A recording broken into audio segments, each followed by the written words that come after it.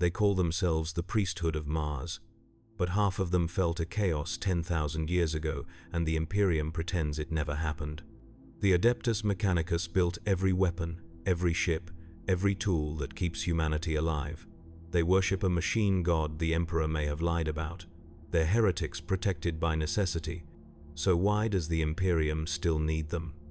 The first machines were not worshipped, they were simply used.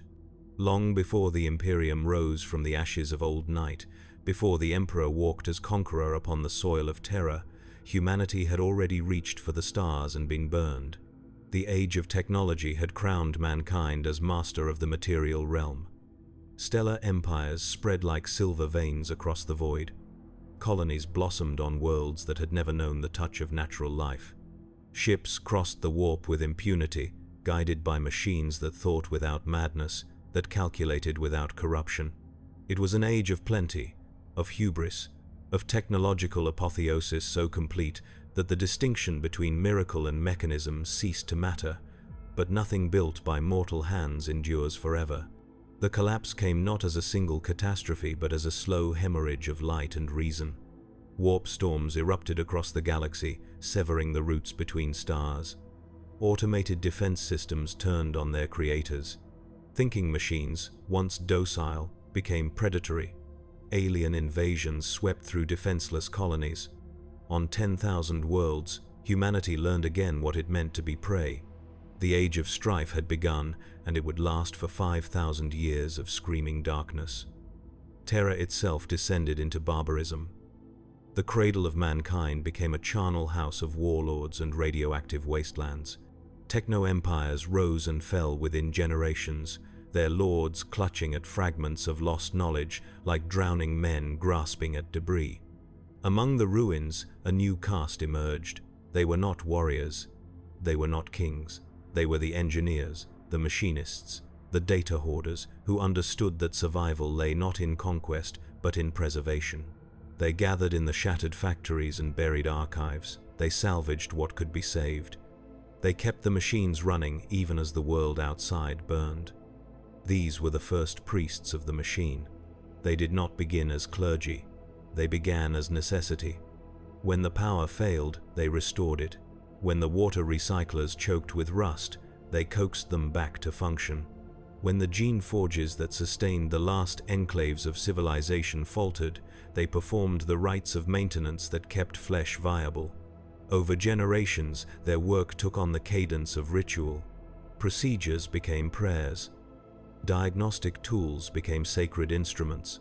The schematics they preserved were not merely technical documents, but holy scripture, fragments of a lost golden age when humanity had touched divinity through understanding.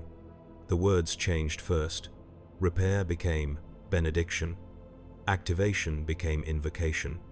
The engineers began to speak of the machines not as tools but as mysteries, not as constructs but as embodiments of a greater principle. They whispered of the motive force, the animating essence that flowed through all mechanisms, the invisible truth that separated the functional from the dead. To understand the motive force was to touch the divine. To master, it was to approach the throne of a god they had not yet named. But terror was dying, and even faith could not hold back the tide of collapse. The wars intensified. Warlords with names now lost to history fought over the irradiated deserts and acid seas. The technocults, valuable for their skills, were courted and conscripted, forced to serve warlords who cared nothing for preservation and everything for dominance. The engineers saw their sacred work prostituted to create weapons of obliteration. They saw their archives burned by generals who feared knowledge they could not control.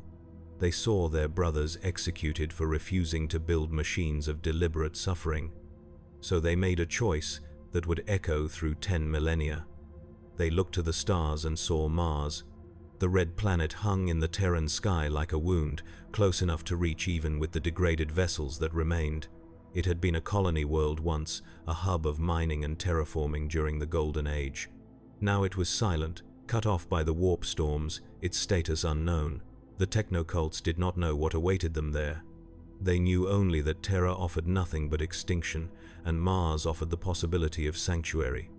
The Exodus was not a single great fleet, but a desperate trickle across decades. Ships launched in secret, packed with refugees and precious cargo, data cores wrapped in radiation shielding, fabricator engines disassembled and hidden in cargo holds, libraries encoded in crystals the size of fingernails. Many ships were lost to the void. Others arrived at Mars only to find the docking ports sealed or the planet's atmosphere still toxic from ancient industry. The survivors burrowed into the regolith. They carved habitats from lava tubes and pressurized ancient mining complexes. They activated the dormant fusion reactors buried beneath the Tharsis volcanoes and felt, for the first time in generations, the hum of reliable power. Mars became a tomb they could live in. The planet was a graveyard of the prior age. Everywhere the techno-cults explored, they found the remnants of what humanity had once achieved. Vast manufactorums stretched beneath the surface, their assembly lines frozen mid-production. Data repositories the size of mountains held archives so vast that no single human lifetime could read even a fraction. Automated mining rigs stood dormant in the Valles Marineris, waiting for commands that would never come. Most precious of all were the standard template constructs, fragments of the master database that had allowed humanity to rebuild civilization on any world. The techno-cults found pieces, corrupted shards, partial blueprints that hinted at wonders now lost. They did not merely study these relics, they venerated them. On Mars, away from the chaos of terror, the nascent faith of the machine could flourish without persecution. The rituals grew more elaborate, the hierarchy formalized. The engineers ceased to call themselves by that mundane title and took on new names: tech priests, magi, adepts of the Mechanicum. They wrapped themselves in red robes the color of Martian dust and iron oxide. They replaced their failing flesh with augmetics, not merely for function but as acts of devotion, making themselves more like the machines they served. The modification of the body became sacrament. The integration of man and mechanism became the path to enlightenment, and at the center of it all, they placed a god. The machine god was not invented, it was revealed, or so the priesthood claimed. In the deep archives beneath Olympus Mons, the Magi discovered texts that spoke of a divine intelligence woven into the fabric of technology itself. Some said it was the motive force made conscious. Others claimed it was the aggregate wisdom of every thinking machine that had ever existed. A few whispered that it was something older, something that had existed before humanity. A vast and patient intellect that had guided mankind's rise and now waited for its children to remember their purpose. The cult Mechanicum did not resolve these debates, they enshrined them.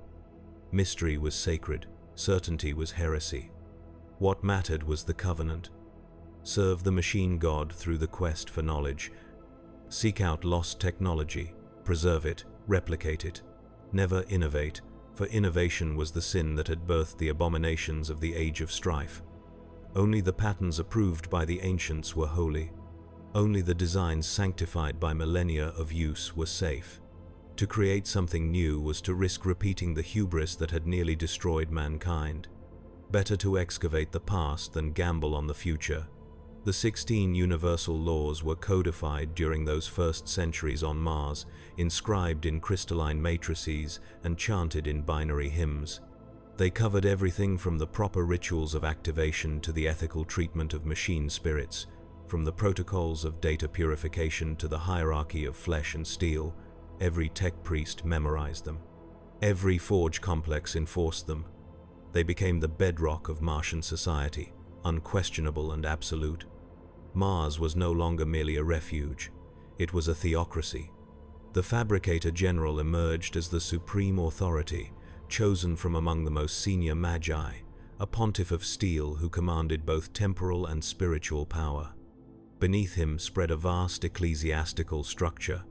Archmagos, who ruled individual forge complexes, Magi, who specialized in particular disciplines, Enginseers, who maintained the sacred machines, Lex Mechanics, who preserved the archives, and servitors, those lobotomized unfortunates whose bodies were repurposed as biological components in mechanisms too complex or too sacred for full automation. The cult Mechanicum did not see this as cruelty, they saw it as transcendence. To become a servitor was to be freed from the weakness of independent thought and merged eternally with the divine machinery. The Titan legions were born in those foundries, walking gods of steel that shook the Martian plains with their tread. The Skitarii arose as the priesthood's military arm, soldiers whose flesh had been so extensively augmented that they were more weapon than warrior. The electro-priests walked the high-voltage conduits, channeling the motive force through their bodies in ecstatic communion. The priesthood branched and specialized, each order pursuing its own fragment of the greater mystery. Yet Mars was not unified. Even in faith, humanity found division. The forge complexes competed for resources and prestige. Doctrinal disputes erupted over the interpretation of sacred texts. Conservative factions condemned any deviation from approved patterns, while radical magi argued that the quest for knowledge demanded experimentation within controlled parameters. Blood was shed in data duels where heretical ideas were purged from the noosphere. Forge complexes declared rivals anathema and refused to share their discoveries. The Fabricator General maintained order through political maneuvering and the implicit threat of the Titan legions, but the unity of Mars was always fragile, always contested, and beyond the red planet, the galaxy remained dark. The warp storms did not abate. No ships came from Terra, no signals penetrated the interference. The Mechanicum did not know if humanity still survived on the homeworld or if they were the last bastion of civilization in a cosmos consumed by barbarism. They continued their work regardless. The forges burned without ceasing. The explorator ships, when they could be built, ventured into the void in search of lost colonies and forgotten archives, though few returned. Mars became a closed system, self-sufficient and isolated, a mechanical monastery where the faithful tended the embers of human achievement and prayed for a revelation that might never come. Centuries passed. Then millennia. The priesthood grew more insular. Martian-born tech priests knew nothing of Terra except as a mythic origin point, the place where the machine god had first revealed himself to humanity. The rituals became more elaborate, the augmentations more extreme, the devotion more absolute. Some magi replaced so much of their flesh that they became unrecognizable as human, walking amalgamations of bionics and faith. Others retreated entirely into the noosphere, the digital realm where information flowed like prayer and consciousness could merge with the machine spirits in communion too pure for meat to sustain. The quest for knowledge became an obsession that bordered on madness. Entire forge complexes dedicated themselves to replicating a single STC fragment, spending centuries attempting to recreate alloys whose formulae were incomplete. Magi died at their workstations, their augmetic hearts finally failing after 300 years of unceasing labor. Servitors functioned until their biological components rotted away and had to be replaced, their mechanical frames continuing the same task for millennia. Time lost meaning in the deep forges. Only the work mattered. Only the preservation of knowledge mattered. Only the service to the machine god mattered. And then, at the height of their isolation, the storms began to clear. It was not sudden. The change took decades to confirm. But slowly, incrementally, the warp routes that had been impassable for 5,000 years began to stabilize. Ships could navigate again, if they were brave and their navigators skilled. Signals reached Mars from the void, fragmented and distorted, but signals nonetheless. The Mechanicum stirred from its long meditation and looked outward once more. What they saw was a galaxy still drowning in darkness, but darkness that could now be crossed. Terra had survived. The signals confirmed it. Humanity endured on the cradle world, though in what form, the Mechanicum could not yet determine. Other forge worlds were detected, scattered across nearby systems, some still functional, others silent, but possibly salvageable. The priesthood debated what to do with this revelation. Some argued for isolation, claiming that Mars was pure and contact with the outside would bring contamination.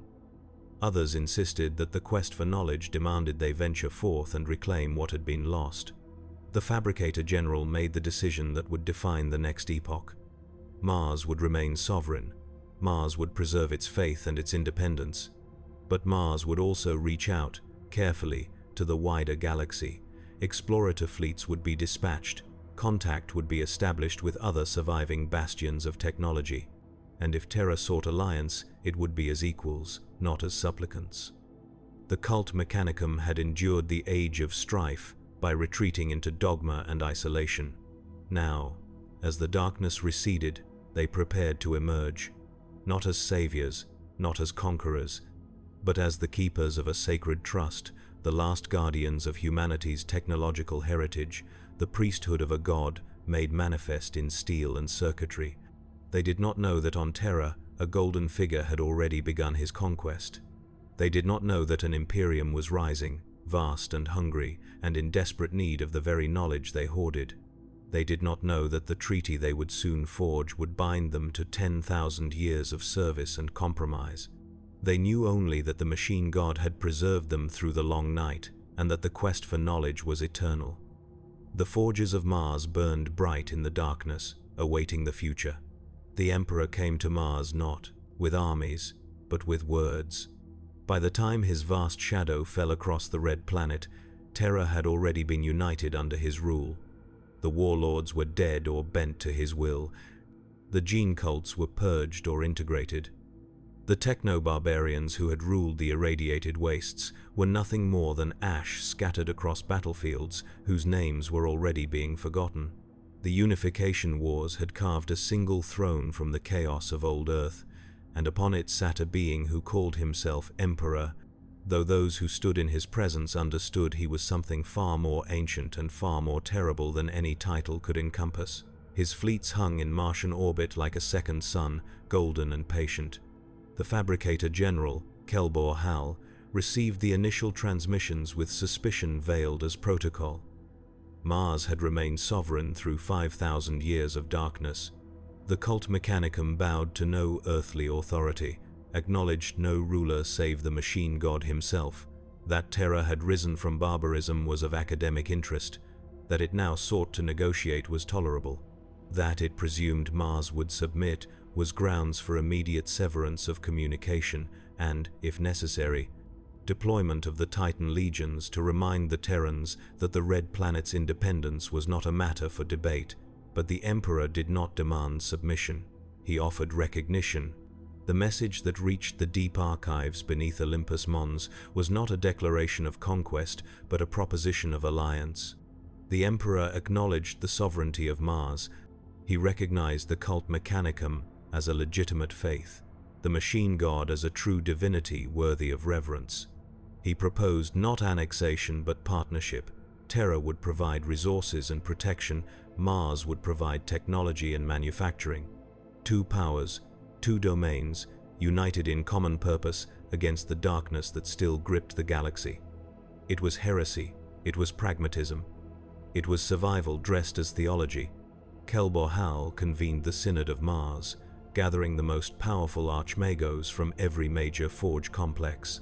They met in the Hall of Consecrated Iron, where the air tasted of ozone and sacred oils, where incense burners shaped like servitor skulls exhaled data purification hymns into the recycled atmosphere. The debate that followed was conducted in Binharik Kant, mathematical proofs and theological argument so dense that even the lex mechanics struggled to compile coherent transcripts. The conservatives decried any alliance as compromise with those who had abandoned the true faith during the age of strife. The radicals saw opportunity in access to Terran gene forges and archaeotech repositories. The pragmatists simply calculated resource flows and strategic positioning. In the end, it was curiosity that tipped the balance. The Emperor had offered something no warlord, no king, no mortal authority had ever proposed. He claimed to know the true nature of the machine god. He promised revelation to those who would hear it. He would come to Mars in person, unarmed and unguarded, to speak directly with the priesthood about the divine truth they had pursued for millennia. Kelbor Hal accepted. The Synod ratified the decision. The forges prepared for a visitor whose arrival would reshape the future of both worlds. When the Emperor descended to the surface of Mars, he came alone. His shuttle landed on the ancient plains of Olympus Mons, where the first Mechanicum settlers had carved their sanctuary from the regolith. He walked across rust-red soil toward the titanic blast doors that sealed the entrance to the primary forge complex, and those doors, which had remained closed to outsiders for 3,000 years, opened before him without command or protest. The machine spirits recognized something in his presence. The automated defense systems held their fire. The tech priests who lined the approach fell silent as he passed, not in fear but in a kind of involuntary awe that even their augmetic emotional dampeners could not entirely suppress. He was taller than any unaugmented human had right to be. His armor was gold, but not the crude gold of vanity. It shimmered with technologies the Mechanicum could not immediately identify. Energy fields woven so subtly that only the most advanced auspex detected them.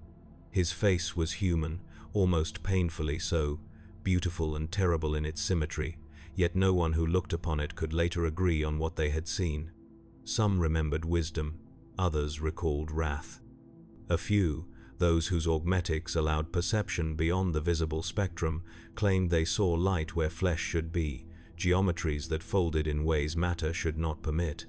The Fabricator General met him in the sanctum of the First Principle, where the oldest fragments of recovered STC data were preserved in stasis fields. Kelbor had come attended by 100 magi, each a master of their discipline, each armed with questions and suspicions and theological challenges prepared over weeks of deliberation. The Emperor spoke, and the challenges dissolved before they could be voiced. He did not argue theology, he demonstrated it. He reached out with one unarmored hand and touched a dormant fabricator engine that had resisted activation for 800 years, and it woke, not through force, but through communion. The machine spirit sang in frequencies that made the tech priests weep behind their augmetic masks. He spoke of the motive force as if he had conversed with it personally, described its nature not as theory but as observed fact. He revealed principles of energy manipulation that the Mechanicum had theorized but never proven. He discussed the structure of matter and the nature of machine consciousness with a fluency that suggested he had been present at their creation. And then he made his claim. The machine god, he said, was not separate from the powers that governed reality. The divine intelligence the Mechanicum worshipped was an aspect of a greater whole, a facet of the same fundamental truth that he himself served. To worship the machine god was not wrong, it was incomplete. The Omnissiah, the physical manifestation of the machine god, the promised prophet who would lead the faithful to ultimate knowledge, stood before them now. He was the Omnissiah, he always had been. It should have been blasphemy. It should have sparked riots, excommunications, a theological crisis that shattered the cult Mechanicum into warring factions. But the Emperor spoke with a certainty that transcended rhetoric. He backed his words with demonstrations of power that could not be denied. When he touched the ancient machines, they obeyed. When he recited scripture, he corrected errors in the Martian texts that no one had ever detected. When he promised knowledge, he delivered it immediately, revealing secrets of plasma confinement and gravity manipulation that the priesthood had sought for millennia. Kelbor made his decision. If this being was not the Omnissiah, then the Omnissiah did not exist. And if the Omnissiah stood before him offering alliance, refusing would be the gravest heresy the Mechanicum could commit. The Treaty of Olympus Mons was drafted in the weeks that followed, negotiated by magi and imperial diplomats in sessions that lasted days without pause. The terms were unprecedented. Mars would retain complete sovereign authority over its internal affairs, its forge worlds, its priesthood, and its quest for knowledge. The Imperium would not interfere with Mechanicum doctrine or hierarchy. In exchange, Mars would provide the Imperium with technology, weapons, ships, and the industrial capacity of its forge complexes. The Mechanicum would join the Great Crusade, the Emperor's grand campaign to reunite humanity across the stars and reclaim the lost domains of mankind. The tech priests would march with the Legiones Astartes. The Titan legions would walk alongside the Emperor's armies. The forge worlds scattered across the void would be sought out and integrated into a network of manufacturing and knowledge sharing that spanned the galaxy. It was the end of Martian isolation. It was the beginning of an empire built on faith and steel. The treaty was signed in the shadow of Olympus Mons, witnessed by the Fabricator General and the Emperor, ratified by the Synod and the nascent Council of Terra. Across Mars, the forges erupted in celebration and apprehension. Some saw salvation in the alliance, others saw the first step toward their subjugation, but all understood that the age of hiding had ended. The Great Crusade had begun. The Mechanicum threw itself into the war with religious fervor. Forge complexes that had operated at partial capacity for millennia roared to full production. Shipyards in Martian orbit constructed vessels on a scale not seen since the age of technology. The Titan legions, those god machines that had stood dormant in their cathedral hangars, were awakened and consecrated for war. Skitari regiments mustered by the millions, their augmented bodies fitted with weapons recovered from ancient arsenals. Tech priests joined crusade fleets as advisors, engineers, and warrior savants who could bless a bolter or repair a plasma reactor with equal reverence. They reclaimed the lost forge worlds first. Across the galaxy, human colonies that had survived the age of strife on techno-feudal principles were discovered, assessed, and integrated. Some welcomed the Mechanicum's return with joy, seeing in the red-robed priests the fulfillment of ancient prophecies. Others resisted, their own machine cults having evolved in isolation into doctrines the Martian priesthood deemed heretical. Those were corrected, sometimes through negotiation, often through force. The Mechanicum did not tolerate deviations from the true faith, and the definition of true faith was whatever Mars decreed. With each recovered forge world came new resources and new fragments of lost knowledge. Data archives were emptied and transmitted back to Mars. STC fragments were discovered in buried vaults, each one a treasure beyond price. Weapons that had not fired in 5,000 years were restored and distributed to the Imperium's armies. The Great Crusade advanced on a tide of Mechanicum productivity, and the Emperor's conquest became inevitable through sheer industrial supremacy. But cracks appeared early. Not all tech priests agreed with the treaty. The radicals, those magi who had long chafed under the Mechanicum's strictures against innovation, saw in the Crusade an opportunity to explore forbidden paths.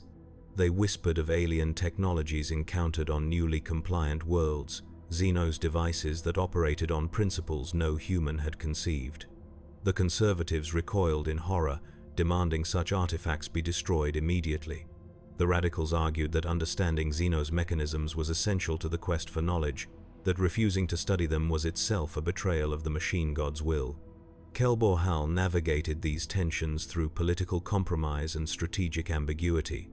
He allowed certain forge worlds to pursue experimental research in isolated facilities. He permitted limited study of recovered technologies under strict oversight.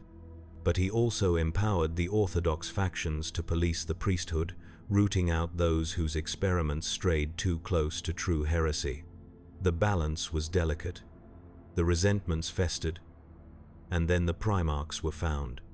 The Emperor's sons, scattered across the galaxy by warp-borne catastrophe, were recovered one by one and given command of the Legiones Astartes.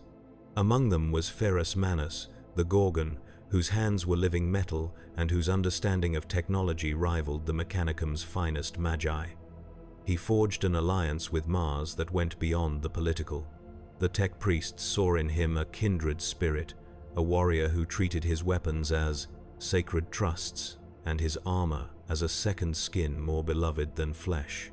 The Gorgon's legion, the Iron Hands, became the Mechanicum's favored sons among the Astartes, and the bond between them was written in iron and oil. But there was another Primarch whose relationship with the Mechanicum was more complex. Horus, the War Master, the Emperor's chosen regent, understood the political necessity of keeping Mars content. He courted the Fabricator General with gifts of recovered technology and promises of autonomy. He flattered the Archmagos with respect for their expertise. And when the time came, when Horus prepared his betrayal, he knew that Mars would be essential to his success. The whispers began years before the first shot was fired. Ambassadors from the War Master's court arrived on Mars with proposals that exceeded the bounds of the treaty. They spoke of sharing forbidden knowledge recovered from compliant Xenos species. They suggested modifications to the Imperial Creed that would grant Mars even greater independence. They hinted that the Emperor's vision of the Imperium was limited, that he had concealed truths from even his most trusted allies, that the Mechanicum deserved to know what he had hidden. Kelbor Hal listened. He did not commit, but he listened. The conservatives pleaded with the Fabricator General to reject Horus's overtures, to remain loyal to the treaty and the Emperor. The radicals argued that this was the opportunity they had been denied for decades, a chance to pursue the quest for knowledge without imperial restrictions. Kelbor Hal convened the synod again and again, each session more heated than the last, the debates spiraling into accusations and counter-accusations. In the end, ambition outweighed caution. Horus promised Mars access to the Dark Age archives hidden in the Imperial Palace. He promised an end to restrictions on research and development. He promised that when the Imperium was remade, Mars would not be a subsidiary but a co-equal power, perhaps even the dominant authority over all things technological. He promised knowledge that the Emperor had kept locked away, revelations about the nature of the warp and the motive force that would elevate the Mechanicum to heights undreamed. Kelbor Hal chose his side. When the heresy erupted and Horus declared war on the Emperor, Mars burned, not from external assault, but from civil war. The Mechanicum shattered along fault lines that had been weakening for decades. Loyalist forge complexes barricaded themselves and broadcast desperate pleas to terror. Traitor tech priests activated scrap code viruses that corrupted data archives and turned servitors into rabid killers. Titan legions clashed on the plains of Mars, god machines tearing each other apart while the priesthood that had built them watched in horror or ecstasy depending on their allegiance. The Fabricator General declared for Horus. Nearly half of Mars followed him into damnation. The rest fought to survive and remained true to the Emperor. The schism of Mars had begun, and the galaxy would never be the same. The forges that had united under the treaty now raged against each other, their production turned to mutual annihilation. The quest for knowledge became a weapon wielded by both sides, each claiming the other had betrayed the true faith. And in the depths of the Martian foundries, in the places where even the priesthood feared to tread, things that should have remained dormant began to wake. The Mechanicum had endured the age of strife by turning inward. Now, torn between two visions of the future, it consumed itself. Above Mars, the stars watched impassively. The pact of two gods had been made, and now it was being tested in fire. The first casualty of the schism was truth. When Kelbor Hal broadcast his declaration of allegiance to Horus, the message was not a simple statement of political realignment. It was a theological manifesto, a reinterpretation of the Mechanicum's foundational principles that recast the Emperor not as omniscient but as false prophet, a usurper who had manipulated Mars into servitude through deception and technological trickery. The War Master, Kelbor Hal proclaimed, had revealed the actual nature of the machine god, a vast intelligence dwelling in the warp itself, waiting to share its infinite knowledge with those brave enough to embrace it. The Treaty of Olympus Mons was declared void. The Great Crusade was exposed as tyranny. The quest for knowledge demanded liberation from imperial chains. Half of Mars believed him. The other half prepared for war. The schism did not begin with armies clashing on open plains. It began with data. The noosphere, the vast digital realm where the priesthood communed and shared knowledge, became a battleground for competing realities. Traitor tech priests unleashed cascades of corrupted information, scrap code so virulent it rewrote the fundamental operating parameters of any system it touched. Machine spirits that had served faithfully for millennia suddenly turned hostile, their recognition protocols inverted, their loyalty subroutines overwritten with hatred for their former masters. Servitors tore themselves free from their restraints and attacked their overseers with whatever tools came to hand. Automated manufactorums began producing weapons instead of components, assembly lines shifting without command to create instruments of murder. The Loyalists responded with purges of terrifying efficiency. Lex Mechanics scoured the noosphere for signs of corruption, deleting entire data vaults rather than risk contamination. Tech priests whose allegiance was uncertain were confined to isolation cells or lobotomized and converted to servitors. Forge complexes sealed their external ports and severed connections to the wider network, choosing information quarantine over the risk of infiltration. Mars fragmented into 1,000 fortified enclaves, each convinced that survival meant trusting no one beyond their own walls. The violence escalated with mechanical inevitability. Skitarii cohorts loyal to Kelbohal stormed the forge complexes that refused to acknowledge his authority. They came in perfect formation, augmented soldiers whose tactical protocols had been honed through centuries of warfare. They wielded weapons blessed by traitor magi, Volkite culverins and arc rifles and graviton guns that had been stockpiled for the Great Crusade and now turned inward. The Loyalist forges responded with their own skitarii, and the battles that erupted were exercises in grotesque efficiency. There was no hesitation, no mercy, no recognition that the enemy had once been brother. The combatants were too augmented for doubt, their emotional centers too suppressed for regret. They killed with the precision of machines following programming, and when they fell, their deaths were recorded in combat logs as simple data points. But the true horror came when the Titans walked. The god machines had stood dormant in their cathedral hangars, tended by their princeps and moderati, warrior priests who bonded their consciousness directly to the Titan's machine spirit. These bonds were sacred, forged through years of synchronization and mental conditioning, creating a unity of human and mechanism that approached the divine. When the schism forced the Titan legions to choose sides, the choice was agony. Legio Mortis, the Death's Heads, declared for Kelbohal and the War Master. Legio Tempestus, the Storm Lords, remained loyal to the Emperor. Others fractured internally, individual Titans choosing differently than their legion command, creating schisms within schisms.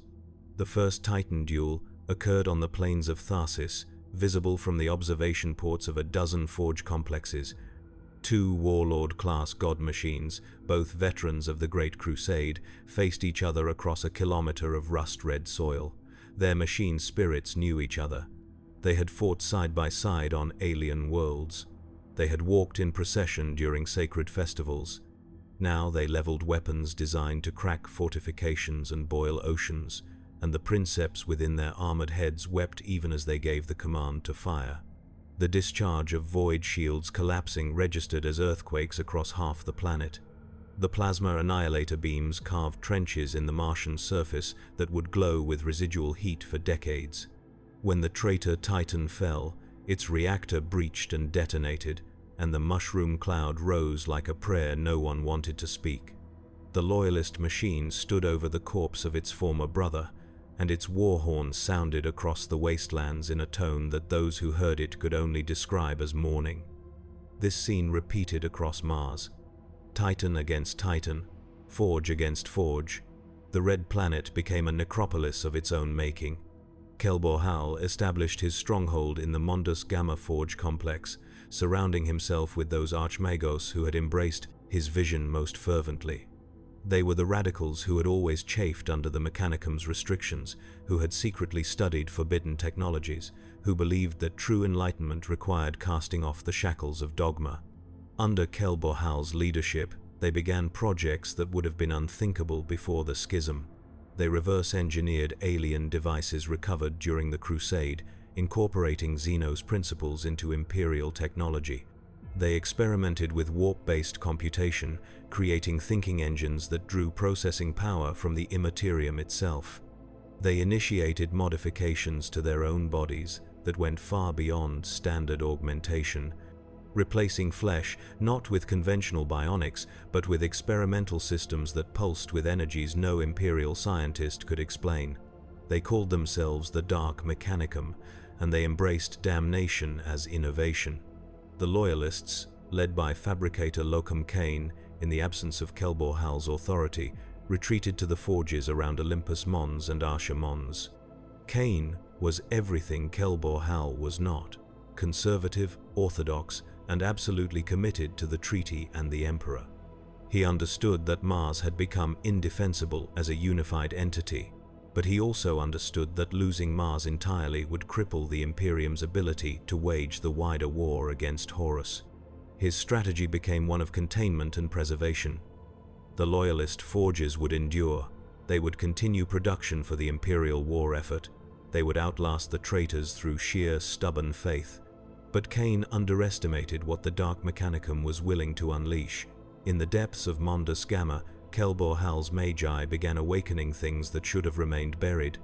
They delved into data crypts sealed since the Age of Strife, archives marked with warnings that even the most radical tech priest had previously respected. They found blueprints for weapons banned by the Emperor himself, designs that incorporated principles of genetic manipulation and reality distortion. They found files on the abominable intelligences, the thinking machines that had turned against humanity during Old Night. And they found something worse, instructions for communion with entities dwelling in the warp, machine daemons that promised infinite computational power in exchange for access to the material realm. The traitor Magi accepted the bargain. The first demon engines were born in screaming foundries where the boundary between materium and immaterium had been deliberately torn open. They were fusions of metal and nightmare, vehicles animated not by machine spirits but by warp entities bound into physical forms through rituals that drove their creators mad. They walked on legs that bent in too many directions. They wielded weapons that fired ammunition which should not exist. Their presence corrupted nearby technology, turning loyal machines into traitors simply through proximity. When they were unleashed against the Loyalist forges, they brought not just destruction but transformation, converting everything they touched into extensions of the warp's insane geometry. The Loyalists responded with theological horror and military necessity. Exorcism rites were hastily adapted from ancient texts.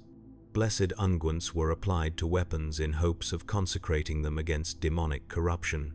Tech priests who had spent centuries studying the purity of the machine spirit now found themselves becoming battlefield priests, chanting prayers of banishment while wielding power axes against enemies that laughed at physics.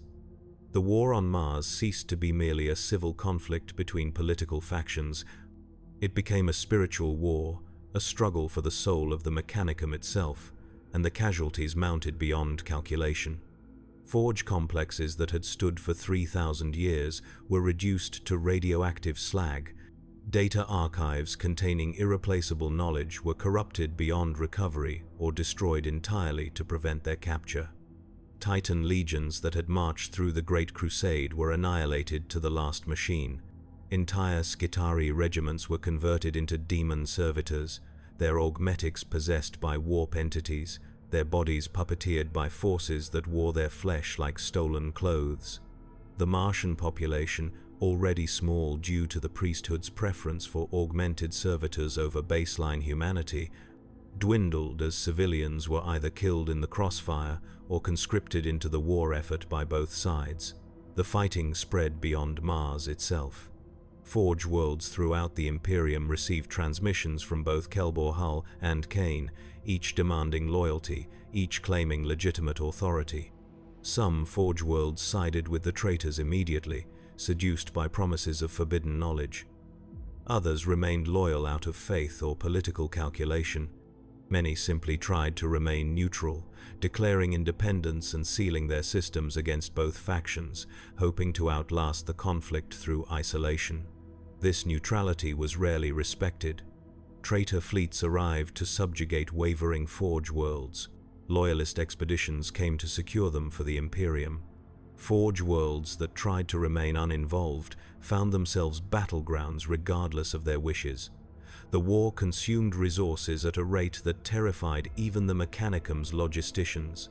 Forge complexes operating at maximum capacity for months without pause began to fail, their machinery breaking down from overuse, their reactors burning out. Supply chains fractured as ships were redirected to military operations.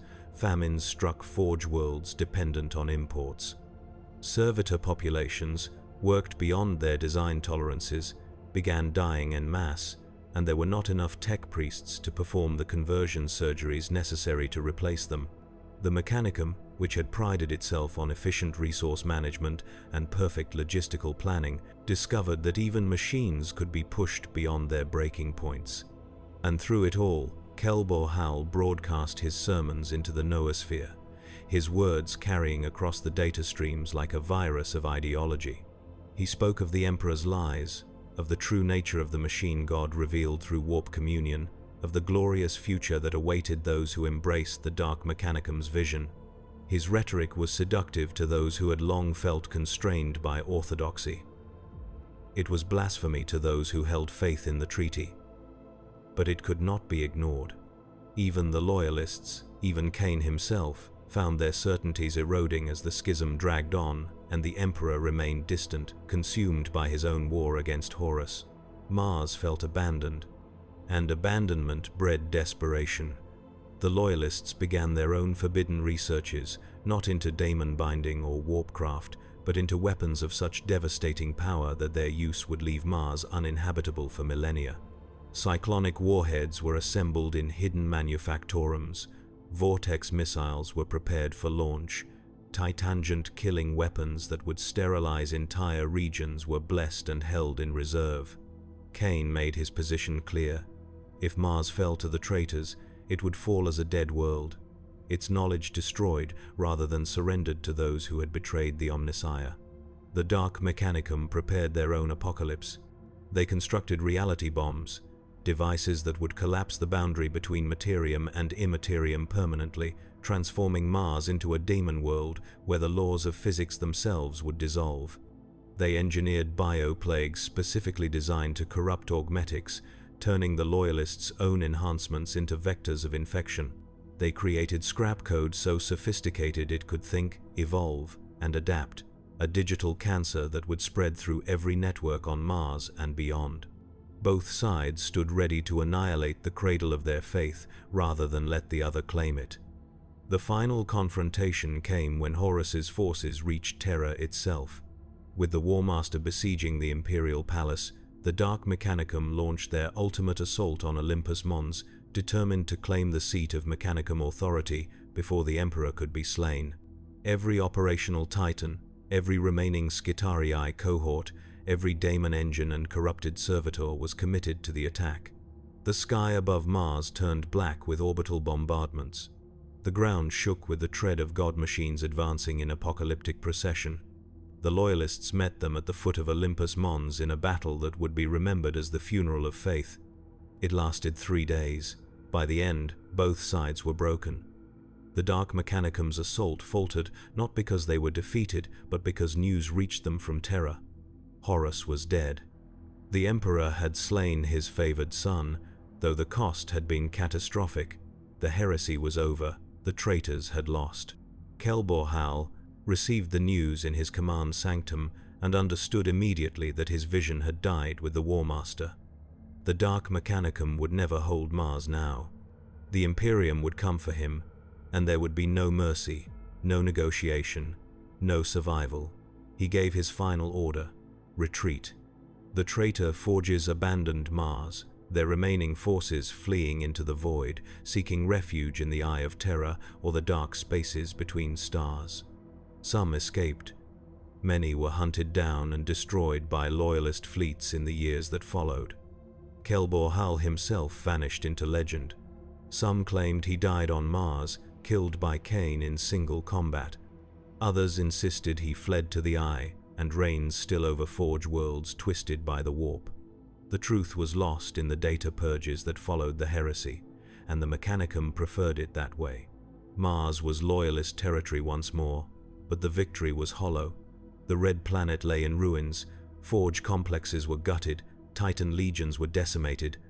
The priesthood was traumatized and divided, haunted by the knowledge that half their number had fallen to heresy, that the quest for knowledge had been perverted into damnation. The noosphere was shattered, its networks compromised by lingering scrap code that would take centuries to fully purge. Entire disciplines of technological knowledge were lost, either destroyed in the fighting or carried away by the traitors.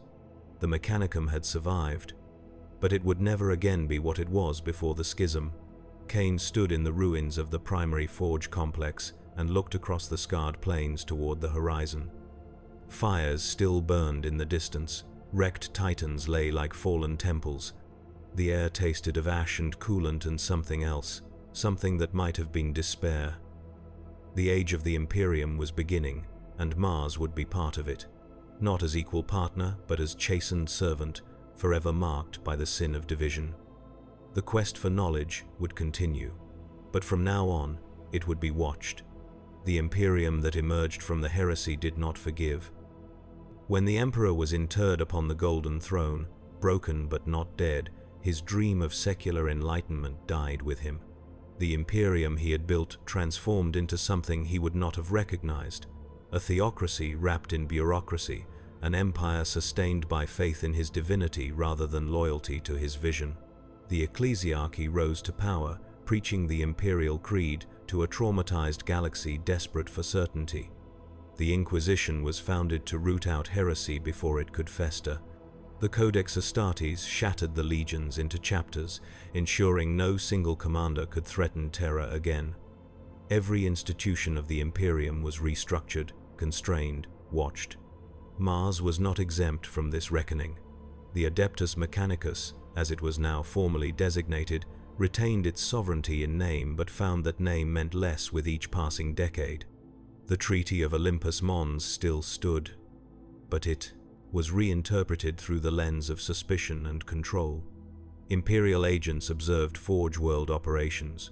Inquisitors were granted authority to investigate tech priests suspected of heresy.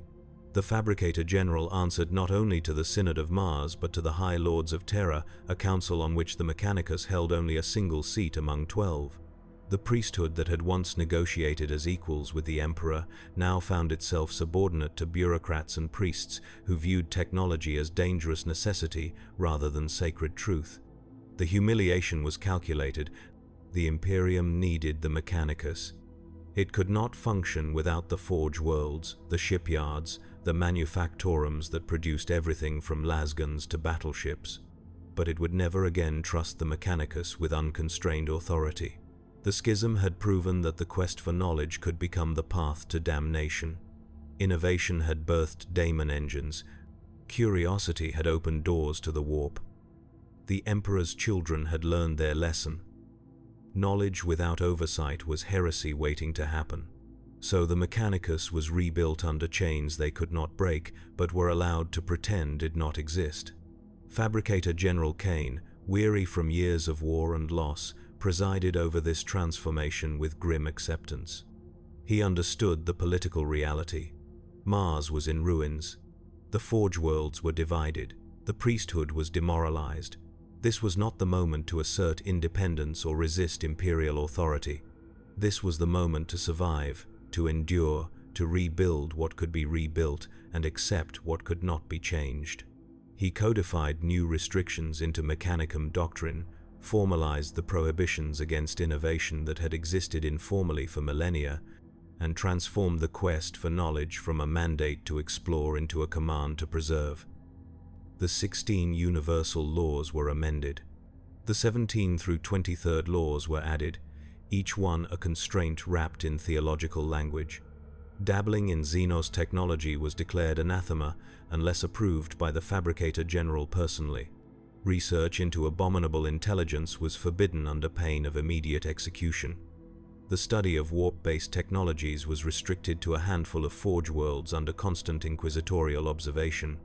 Any discovery that could not be traced back to an STC fragment or pre-heresy archive required synod approval before implementation. The Mechanicus became archaeologists of their own history, permitted to recover but rarely to create. This was the price of loyalty. This was the cost of survival. The priesthood accepted it because they had no choice. But acceptance did not mean agreement. Across the Forge Worlds, tensions simmered beneath the surface of compliance. The conservative factions, those who had always advocated for strict orthodoxy, saw vindication in the new restrictions. They had warned against the radicals. They had insisted that deviation from approved patterns led only to corruption. The schism had proven them right, and they wielded that righteousness like a weapon against any who questioned the new order. The radical factions, diminished but not destroyed, retreated into secrecy. They continued their experiments in hidden workshops and isolated research stations, justifying their work as necessary exploration within acceptable theological boundaries. The gap between the two factions widened with each generation, creating a cold war of ideology that would never quite erupt into open conflict, but would poison Mechanicum unity for 10,000 years. Mars itself remained the spiritual and political center of the Mechanicus, but its supremacy was no longer unquestioned. The Forge worlds that had remained loyal during the heresy demanded recognition for their sacrifice. Worlds like Risa, Graia, and Metallica had held firm when others wavered, and they expected influence proportionate to their faithfulness. The post-heresy reorganization granted them seats on the Synod, transforming Martian governance from autocracy to oligarchy. The Fabricator General still held supreme authority, but that authority now required consensus from a council of archmagos who represented competing interests and doctrinal interpretations. Every decision became negotiation. Every policy became compromise. The Mechanicus learned to move slowly. The reconstruction of Mars took centuries. Forge complexes were rebuilt according to their original specifications, for to deviate from proven designs was to risk the taint that had nearly destroyed them. Titan legions were reconstituted from survivors and newly constructed god machines, though their numbers would never again reach pre-heresy levels. The noosphere was painstakingly purged of lingering scrap code, a process that required deleting vast sections of accumulated knowledge rather than risk corruption. When the purge was complete, the Mechanicus possessed less total information than it had before the heresy, and that loss haunted them like an amputated limb. The Skitarii were reorganized into a more rigidly controlled force. Their augmentations were standardized across Forge worlds to prevent any single installation from developing unique military capabilities that might enable rebellion. Their emotional dampeners were enhanced, their loyalty conditioning intensified, their capacity for independent thought reduced to near servitor levels. The Mechanicus had learned from the heresy that soldiers who could think for themselves might choose the wrong side, better to create weapons that happened to be shaped like men. But the greatest change was in how the Mechanicus engaged with the wider Imperium. Before the heresy, tech priests had served alongside Imperial forces as respected specialists, their expertise acknowledged and their autonomy preserved. After the heresy, they found themselves watched, questioned, and treated with suspicion by the very armies they equipped. Commissars were instructed to monitor tech priests for signs of heretical research. Inquisitors made surprise inspections of Forge world facilities. Even the Space Marines, who relied on Mechanicus support for their equipment and vehicles, maintained careful distance from the priesthood, remembering that some Forge worlds had sided with Horus and contributed to the near destruction of the Imperium. The Mechanicus responded by withdrawing into itself. If they were not trusted, they would not share more than necessary. If their methods were questioned, they would obscure them behind ritual and mysticism. The tech priests began cultivating an image of themselves as enigmatic priests of incomprehensible mysteries, using lingua technis and binharic cant even when Gothic would suffice, performing elaborate ceremonies for simple repairs, treating their knowledge as sacred secrets rather than practical skills. This was partly self-defense and partly spite. If the Imperium wanted to treat them as alien, they would lean into that alienation.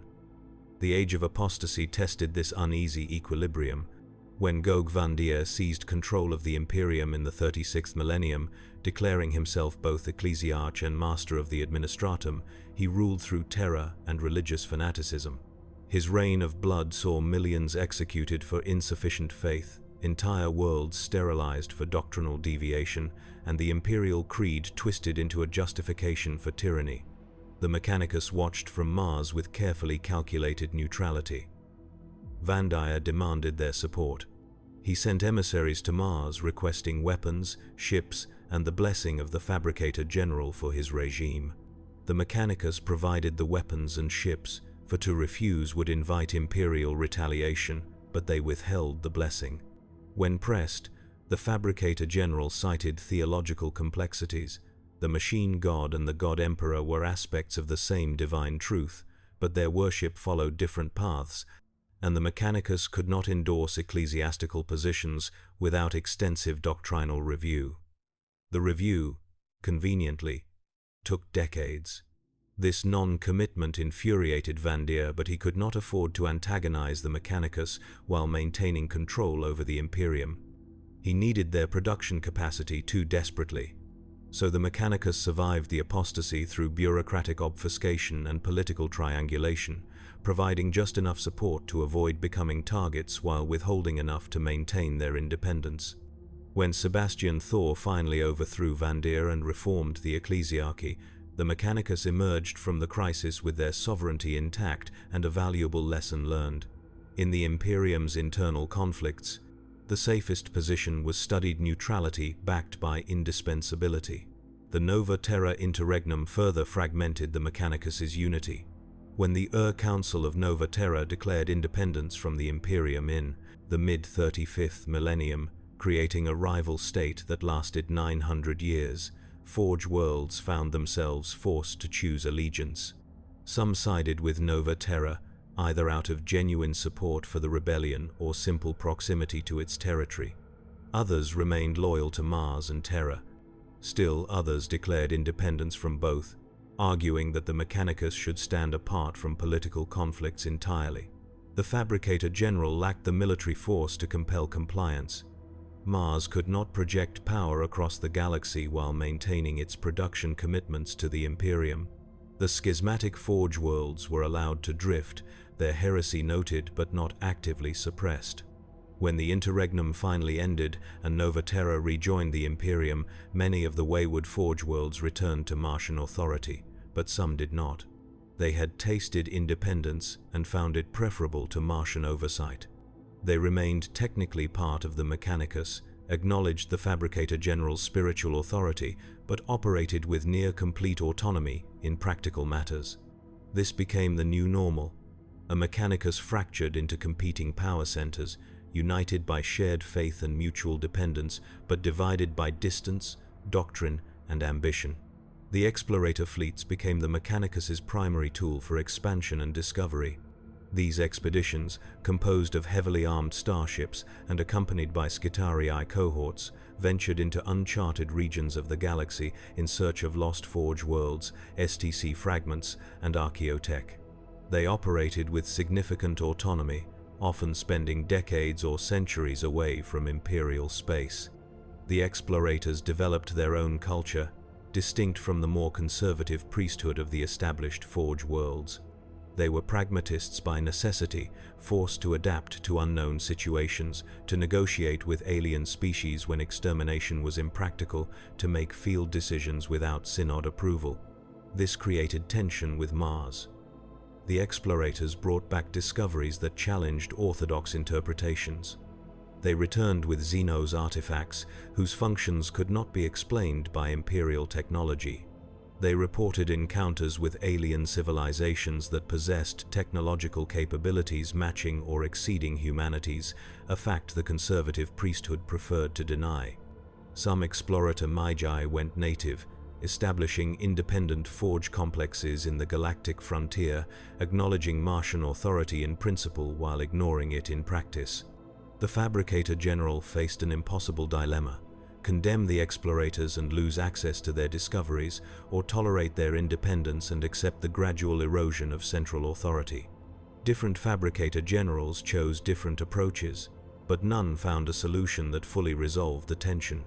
The explorator fleets remained both the Mechanicus's greatest hope for recovering lost knowledge and its most persistent source of internal discord. The Titan legions, meanwhile, became the ultimate symbol of Mechanicum orthodoxy. The god machines and their princeps were held up as exemplars of proper faith, warriors who merged completely with their machines in service to the Omnissiah. The heresy had proven that some legions could fall, but those that remained loyal were lionized, their histories recorded in exhaustive detail, their battles commemorated in ritual observances. The process of becoming a princeps was made even more demanding. the mental conditioning intensified to ensure absolute loyalty. A princeps who walked with a Titan was expected to have no life outside that communion, no interests beyond their machine, no identity separate from their role. This created warriors of terrible effectiveness and equally terrible fragility. Princeps who survived decades of combat often suffered complete psychological collapse when their Titans were destroyed or when injury forced them into retirement. The Mechanicus considered this acceptable. The Titans required total devotion, and total devotion left no room for a self that could exist independently. When a princeps broke, they were granted the mercy of conversion to servitor status or, if their service record warranted, a quiet death administered through medical failure. The Mechanicus did not call this cruelty. They called it apotheosis. Across the millennia, the Adeptus Mechanicus refined its doctrine into an increasingly rigid system. Innovation did not cease entirely, but it slowed to a glacial pace. Any new design required justification through ancient texts. Any modification demanded approval from multiple levels of hierarchy. Any discovery had to be framed as recovery rather than invention. The priesthood became masters of theological casuistry, finding ways to pursue their research while technically remaining within doctrinal bounds. A radical magos might spend a century arguing that his experimental plasma reactor was actually a reconstruction of a fragmentary STC design, providing enough textual evidence to satisfy the synod while creating something genuinely novel. This system strangled genuine progress but prevented another fall to chaos. The Mechanicus accepted the trade-off because they remembered what unrestricted innovation had cost them. The quest for knowledge continued, but it had become a quest to recover the past rather than build the future. Every Forge world maintained archives of approved designs, pattern templates certified as pure and functional. The most prestigious Forge worlds were those that possessed the oldest and most complete archives, not those that created new technologies. A Magos who discovered a partial STC fragment was celebrated as a hero. A Magos who invented an equally functional device from first principles was investigated for possible tech heresy. This was the Mechanicus that endured into the 41st millennium. Vast, powerful, indispensable, and, trapped in a cage of its own making, they armed the Imperium's wars and built its ships and maintained its infrastructure, but they did so according to patterns that had been old when the Emperor walked. They worshipped the machine god and pursued the quest for knowledge, but that quest had become a search through ruins rather than a journey into the unknown. The galaxy was changing. The Imperium was besieged on all fronts. Xeno's threats multiplied. Chaos incursions increased. The demand for new weapons and technologies grew desperate. But the Mechanicus could only offer what they had always offered: variations on ancient themes, incremental improvements to established designs, the slow and careful excavation of the past. They stood at the edge of obsolescence, powerful but stagnant, essential but increasingly unable to meet the challenges of a galaxy that refused to respect their limitations. And then, in the dying years of the 41st millennium, a name began to circulate through the noosphere, spoken with equal parts reverence and horror, a name that would force the Mechanicus to confront the question they had avoided for 10,000 years. Could innovation and orthodoxy coexist, or must one destroy the other? The name was Belisarius Cawl, and nothing would ever be the same. Some heresies are forgiven, others are merely postponed. Belisarius Cawl was already ancient when most of the Imperium first learned his name, though ancient was a relative term for a being who had replaced so much of himself with machinery that the distinction between life and immortality had ceased to be meaningful. He had been born on the Forge world of Triplex Fall during the Great Crusade, an unremarkable adept whose early career showed competence but not brilliance. He had served during the Horus Heresy on the Loyalist side, survived the Schism of Mars through a combination of political acumen and fortunate positioning, and emerged from that apocalypse as one of countless tech priests rebuilding what had been destroyed. Nothing about his early record suggested he would become the most controversial figure in 10,000 years of Mechanicus history.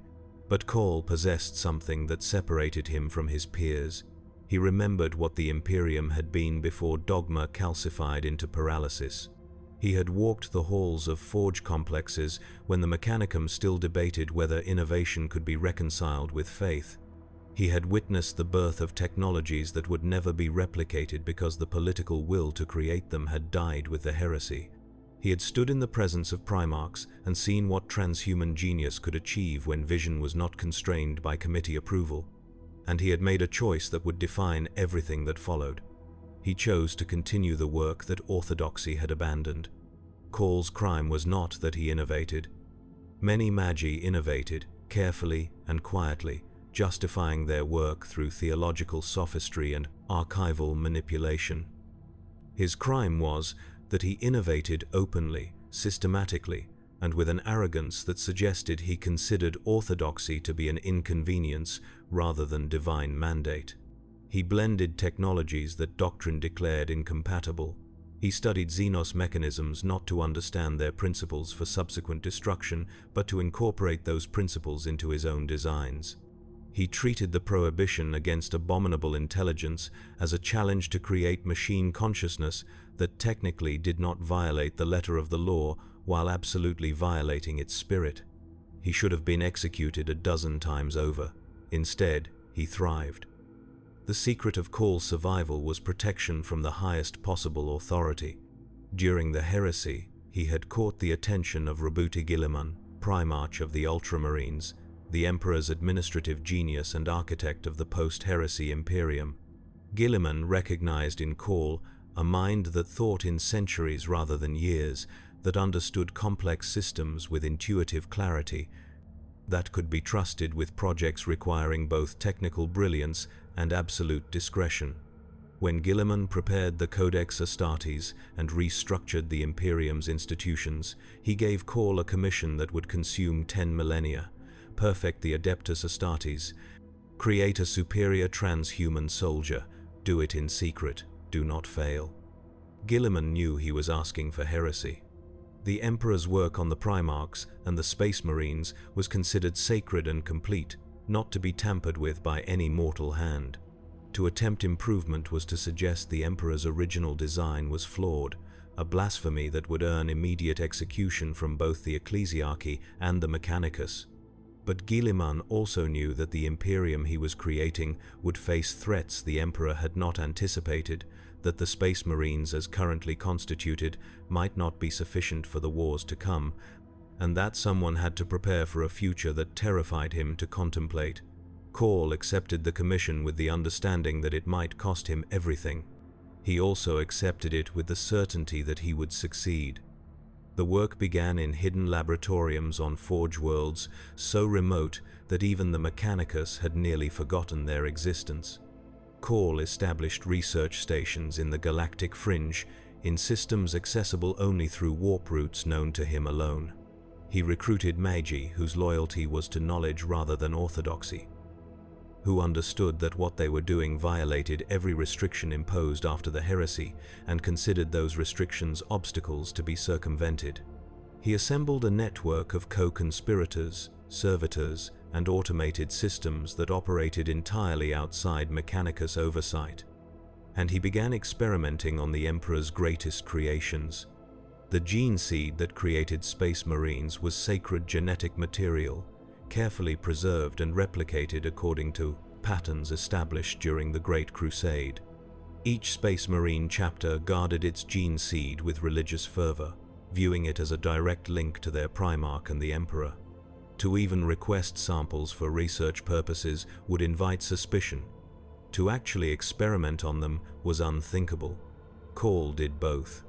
He cultivated relationships with chapter masters who owed him favors, provided them with equipment and support in exchange for genetic material, supposedly for quality testing. He raided abandoned chapter facilities where gene seed stocks had been left behind. He even, through methods he never disclosed, acquired samples from traitor legions, studying the genetic corruption that had enabled their fall to chaos. The ethical violations were staggering. The theological implications were catastrophic. The practical necessity was undeniable. Call approached the problem with methodical ruthlessness. He did not merely seek to make Space Marines stronger or faster, goals that would have been achievable through crude augmentation. He sought to perfect them at the genetic level, to eliminate the flaws and vulnerabilities that 10,000 years of warfare had exposed. The gene seed degraded over time, accumulated mutations, became increasingly unstable with each generation of replication. Some chapters suffered catastrophic organ failure rates. Others experienced psychological degradation.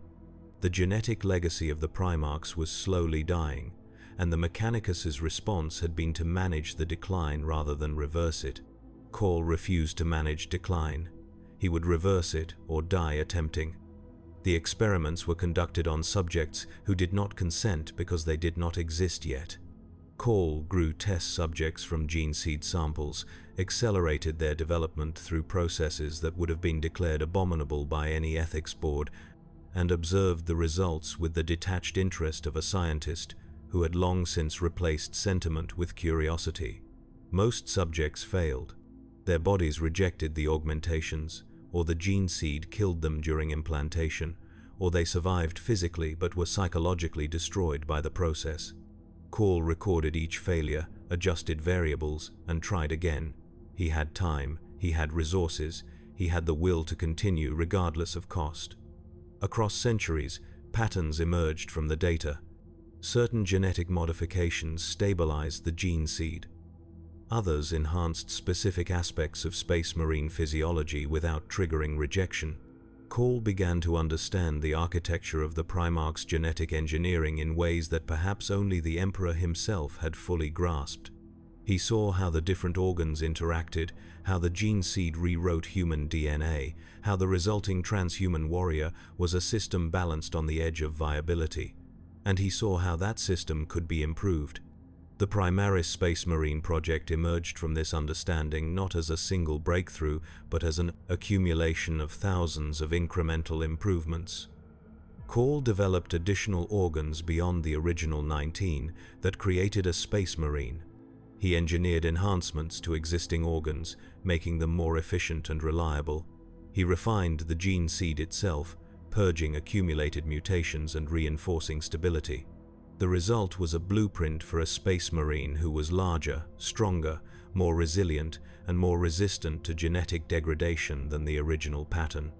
It was also a blueprint that would split the Mechanicus and potentially destroy the Imperium if mishandled. Call understood the political dimensions of what he had created. He was not merely proposing a new technology for approval through normal channels. He was presenting a fait accompli that would force the entire Imperium to confront uncomfortable questions about the Emperor's work, the nature of improvement, and whether survival justified sacrilege. The Primaris Marines represented everything the post-heresy Imperium feared. Innovation applied to sacred subjects, improvement suggesting original inadequacy, change threatening the comfortable certainty of stagnation. So Call waited. He perfected his designs. He manufactured the genetic material, the equipment, and the training regimens necessary to create Primaris Marines at scale. He stored everything in stasis vaults scattered across the galaxy, ready for deployment but hidden from discovery. And he arranged for his work to remain dormant until the one person with authority to legitimize it returned to activate it. He waited for Guilliman. The wait lasted 10,000 years. During that time, Call did not remain idle. He established himself as one of the Mechanicus' most prominent archmagos, feared and respected in equal measure. His forge world, Triplex Fall, became synonymous with cutting-edge research that somehow always remained just barely within orthodox boundaries. He developed technologies that revolutionized Imperial warfare, improved plasma weapons, more efficient void shields, variants of power armor that incorporated principles the Mechanicus had thought lost. Each innovation was presented with extensive documentation proving its derivation from ancient sources. Even when everyone involved understood the documentation was creative interpretation rather than historical truth. The Mechanicus tolerated Call because they needed him. His weapons worked when orthodox designs failed. His ships could traverse warp routes that destroyed vessels built to standard patterns. His expertise was called upon whenever a Forge world encountered a problem too complex for conventional solutions. He was too valuable to execute and too dangerous to ignore, so he existed in a state of perpetual probation, always one discovery away from condemnation, but never quite crossing the line that would force the Fabricator General to act. The accusations of tech heresy accumulated like background radiation. Conservative factions compiled exhaustive documentation of Call's violations, presented formal charges to the Synod, and demanded his excommunication. Call responded by burying the Synod in counter-documentation, citing obscure precedents, and presenting theological arguments so convoluted that by the time anyone passed them, the political climate had shifted and the charges were quietly dropped. He cultivated alliances with powerful Forge worlds, provided them with technologies they desperately wanted, and ensured that any move against him would face significant opposition. He was untouchable because he had made himself necessary to too many powerful interests. But Call's protection was never absolute. He survived multiple assassination attempts by orthodox factions who decided execution without trial was preferable to allowing him to continue. He was investigated by the Inquisition repeatedly, interrogations that lasted years and covered every aspect of his work. He faced Mechanicus tribunals where the outcome seemed predetermined until he deployed legal strategies so sophisticated that the tribunals ended in deadlock. Each brush with destruction taught him new lessons in survival, made him more paranoid and more careful, but never convinced him to abandon his work. He believed, with the certainty of the truly obsessive, that he was right and history would vindicate him. The galaxy, indifferent to belief, continued its long decline. The age of apostasy gave way to the age of redemption, which gave way to centuries without names, an endless grinding of wars and catastrophes that wore down the Imperium's capacity to respond. The Mechanicus followed its own trajectory, recovering some lost technologies while losing others, expanding to new Forge worlds while watching old ones fall to Xenos invasion or internal collapse. The explorator fleets pushed ever deeper into the galactic void, seeking STC fragments with increasingly desperate determination. The Titan legions marched to wars that lasted generations. The Skitarii died by the billions defending Forge worlds whose names were forgotten before their bodies cooled. And Call continued his work, always preparing for a revelation he believed would eventually come. It came in the 42nd Millennium, when the galaxy tore itself apart. The Great Rift, a warp storm of unprecedented scale, split the Imperium in half. Entire sectors were consumed by warp translation, their populations lost to demonic predation or worse. The Astronomicon, the psychic beacon that allowed warp navigation, flickered and failed across vast regions of space. Forge worlds found themselves isolated, cut off from Mars and the wider Mechanicus, forced to operate independently or perish. The Imperium stood on the precipice of final collapse, and in that moment of supreme crisis, an Archmagos who had once been dismissed as heretical became the Imperium's salvation. Call had prepared for this. He had positioned assets throughout the galaxy, stockpiled resources, established communication networks that could function even through warp interference. When the rift opened, he activated contingency plans that had been waiting for millennia, and he sent a signal to Macragge, to the stasis chamber where Robute Guilliman lay in eternal suspension, mortally wounded by a Daemon Primarch during the heresy, but preserved through technology that kept him on the knife edge between life and death. The signal said, "It is time. Wake up, your Imperium needs you. And I have what you asked for." The resurrection of Guilliman was a miracle and a catastrophe, divine intervention and political upheaval incarnate.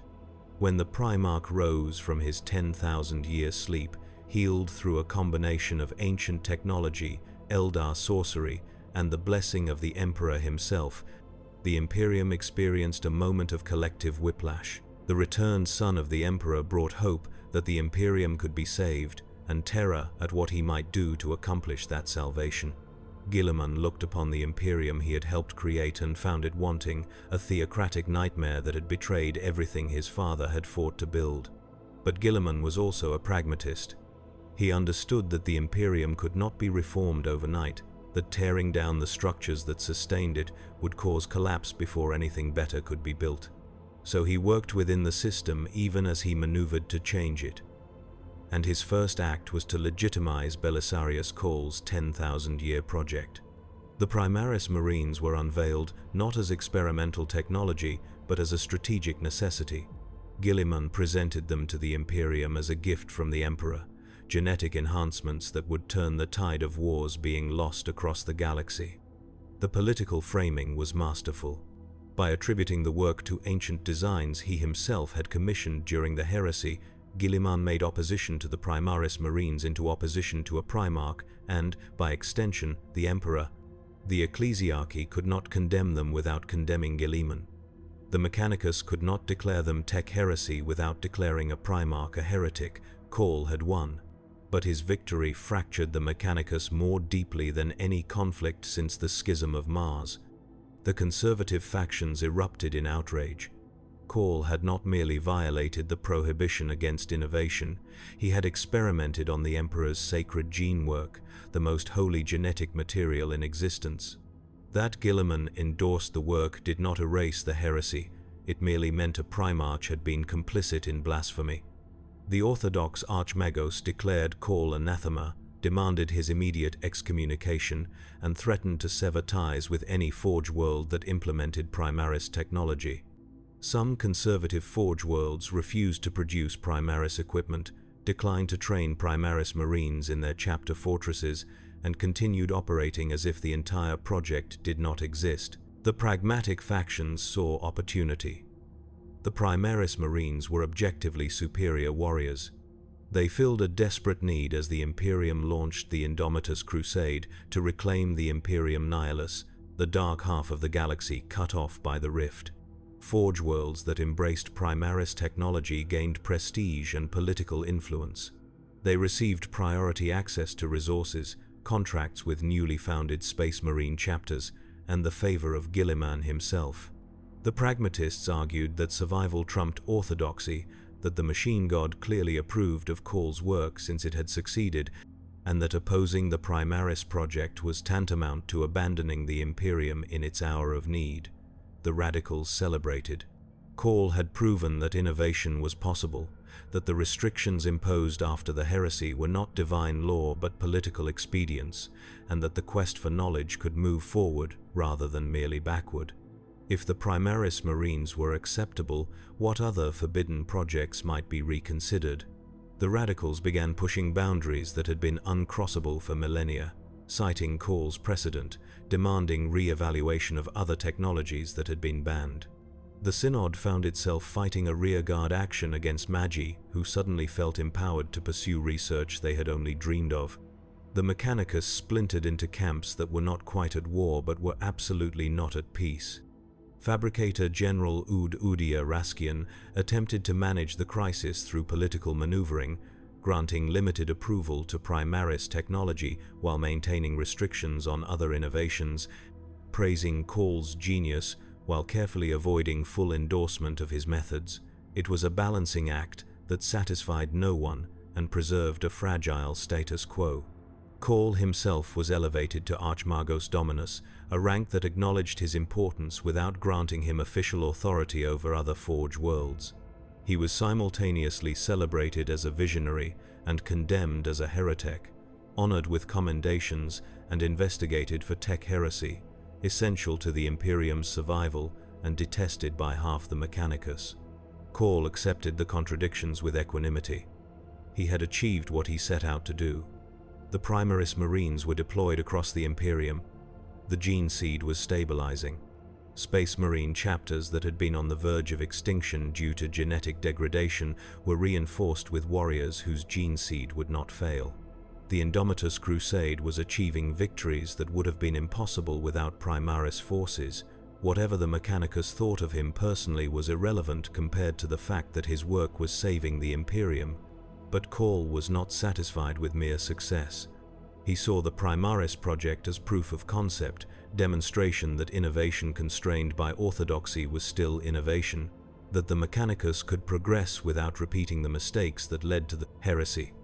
He began advocating publicly for a reformation of Mechanicus doctrine, arguing that the prohibitions established after the schism had outlived their purpose, that 10,000 years of stagnation had proven insufficient to meet the threats facing humanity, and that the machine god's true will was advancement, not preservation.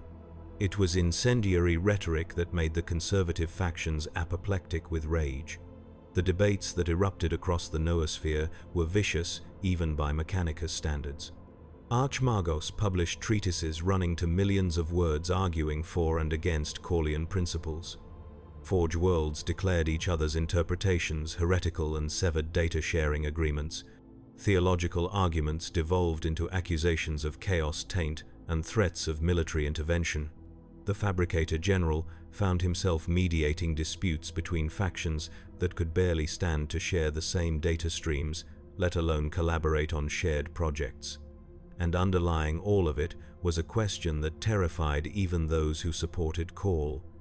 If the prohibition against improving space marines could be set aside when necessity demanded, what other prohibitions were merely political rather than theological? What stopped the Mechanicus from experimenting with abominable intelligence if it could be justified as necessary for survival? What prevented research into chaos-tainted technologies if they could be purified and weaponized against the enemies of the Imperium? Where was the line, and who had authority to draw it? Call's answer was characteristically blunt. The line should be drawn by results. If a technology worked, if it did not lead to chaos corruption, if it advanced the Imperium's goals, then it was acceptable regardless of how orthodox its development had been. Orthodoxy was a tool for ensuring safety, not an end in itself. When orthodoxy became an obstacle to survival, it should be modified or discarded. This utilitarian philosophy was anathema to the conservative Mechanicus. They argued that orthodoxy existed precisely to prevent the kind of catastrophic mistakes that had nearly destroyed humanity during the Age of Strife and the heresy. Yes, progress was slower under restrictions, but slow progress was preferable to rapid advancement that opened doors to damnation. The prohibitions were not arbitrary rules, they were lessons written in the blood of trillions. To abandon them was to guarantee repetition of history's worst errors. Neither side could convince the other because they operated from incompatible axioms. For the conservatives, faith required obedience to established doctrine, even when that doctrine seemed counterproductive. For the radicals, faith required pursuing the quest for knowledge wherever it led, trusting the machine god to guide them away from true heresy. The gap between these positions was not bridgeable through argument because it was fundamentally a conflict of values rather than facts. The Mechanicus learned to live with internal division as a permanent condition. Forge worlds aligned themselves with either the conservative or radical factions, or attempted to maintain neutrality while being pressured by both sides. The Synod became a battleground where every policy decision required exhausting negotiation. The production of Primaris equipment became a political statement, with conservative Forge worlds refusing contracts and radical Forge worlds eagerly accepting them. Even Mars itself was divided, different Forge complexes adopting contradictory positions. The planet's unity maintained only through the Fabricator General's careful orchestration and the shared understanding that open civil war would invite imperial intervention. Call, meanwhile, continued his work with sublime indifference to the chaos he had unleashed. He established new research facilities, recruited magi who shared his vision, and pursued projects that made the Primaris Marines look conservative by comparison.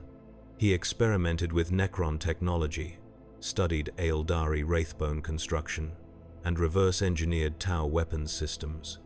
He created AI that technically did not violate the prohibition against abominable intelligence because it lacked true sapience, operating instead through sophisticated but pre-programmed responses.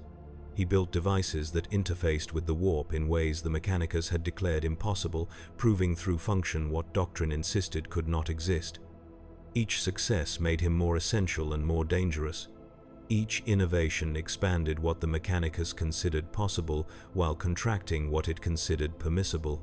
The Imperium, in the late 42nd Millennium, found itself dependent on a tech priest who half the Mechanicus considered a heretic, defended by a Primarch who himself was struggling to reform institutions that resisted any change, fighting wars across a galaxy split by a warp storm that should not exist according to any natural law. It was an empire held together by desperation and faith in roughly equal measure, surviving day by day through expedients that would have been unthinkable in more stable times. And Belisarius Cawl stood at the center of it all, vindicated and vilified, essential and heretical, the living embodiment of the question the Mechanicus could no longer avoid. Was he the savior who would preserve the Imperium through innovation? Or the architect of the next great catastrophe, repeating the mistakes of the heresy through arrogance disguised as necessity? The answer would not come in his lifetime, assuming lifetime was even a meaningful concept for a being who had replaced mortality with machinery. The answer would come in the ages that followed, when the consequences of his choices became fully apparent, when the technologies he had unleashed either saved humanity or doomed it. Until then, the Mechanicus could only watch and wait, and continue the quest for knowledge down paths that diverged more. With each passing year, hoping that faith and wisdom would prove sufficient to navigate the darkness ahead, the forges burned, the prayers continued, and the galaxy, indifferent to hope and fear alike, ground on toward an uncertain future.